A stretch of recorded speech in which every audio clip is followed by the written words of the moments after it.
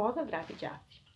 Naučili smo da je akcenat posebno isticanje, odnosno naglašavanje jednog sloga na nivou jedne reči i da svaka reč mora imati baš taj jedan slog koji je istaknut i posebno naglašen.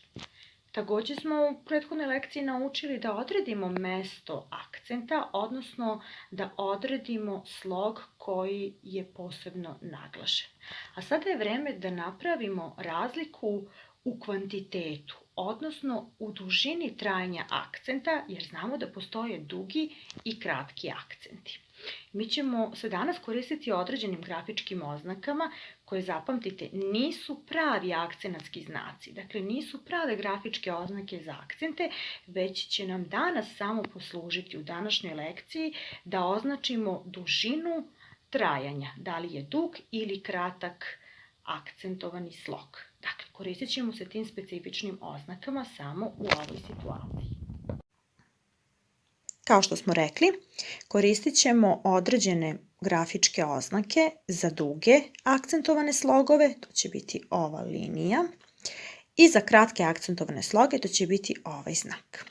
Najpre ćemo u prvom zadatku imati samo jednoosložne reči, jer je tu jasno gde se nalazi zapravo akcenat, odnosno gde ćemo staviti ove grafičke oznake za dužinu ili za kratkoću.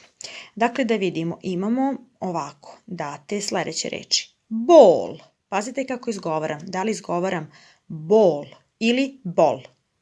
Kada je dugo, onda je bol. Kada je kratko, onda će zvučiti bol.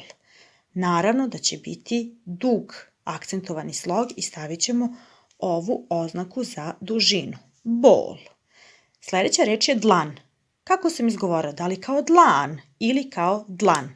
Izgovorila sam kratko. Dakle, stavljamo ovu oznaku da označimo da je akcentovani slog kratak. Mrav ili mrav. Naravno, mrav. Dakle, stavljamo dužinu. Vaš zadatak je sada da izgovarate kao i ja i da upoređujete da li je u pitanju kratak ili dug akcentovani slog. I stavljate ove oznake, dakle, za dužinu i za kratki slog. Znači, dan ili dan. Rat ili rat. Smrt ili smrt. Buđ ili buđ. Vo ili vo. Rat ili rat. Raj ili raj. Zub ili zub. Čaj ili čaj. U prvom zadatku smo imali jednosložne reči, a u drugom zadatku ćemo imati višesložne, dvosložne ili pak višesložne reči od 3 sloga ili više slogova. Evo recimo imamo dvosložnu reč kuća. Logično da je granica sloga upravo ovde. Da vidimo kuća. Prvi slog je ku, drugi je ća.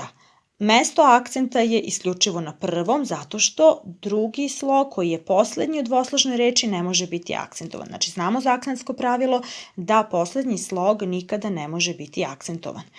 Kuća. Da li smo rekli kuća ili kuća? Rekli smo kratko i stavljamo oznaku za kratki slog. Jel' tako? Prepustit ću vam ovu reč koja je jednostavnija, uradit ću vam ovu reč lepota. Znači, najpre moramo da utvrdimo mesto akcenta, a to ćemo uraditi tako što ćemo rastaviti ovu reč na slogove. Granice se nalaze ovako. Lepota. U pitanju je trosložna reč. Imamo 3 sloga. Poslednji slog nikada ne može biti akcentovan. Sada treba da odredimo da li je akcenat na prvom ili na drugom slogu.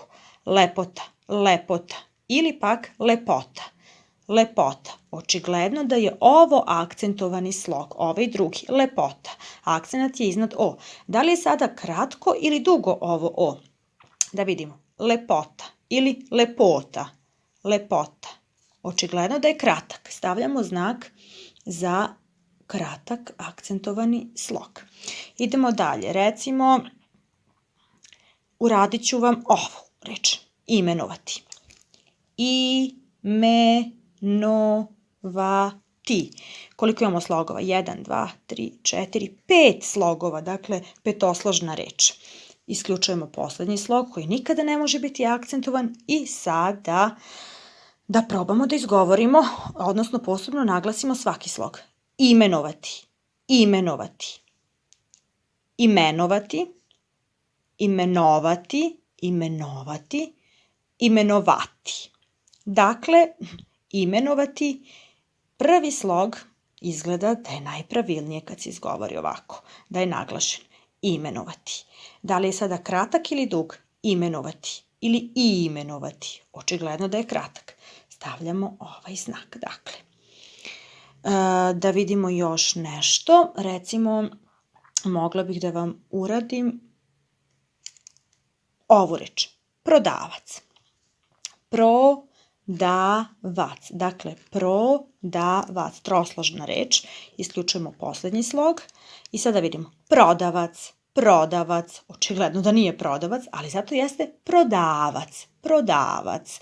Iznad A se nalazi akcenat. Sada da vidimo da li je kratak ili dug. Prodavac ili prodavac. Prodavac. Prodavac. Očigledno da je dug. Stavljamo grafičku oznaku za dug.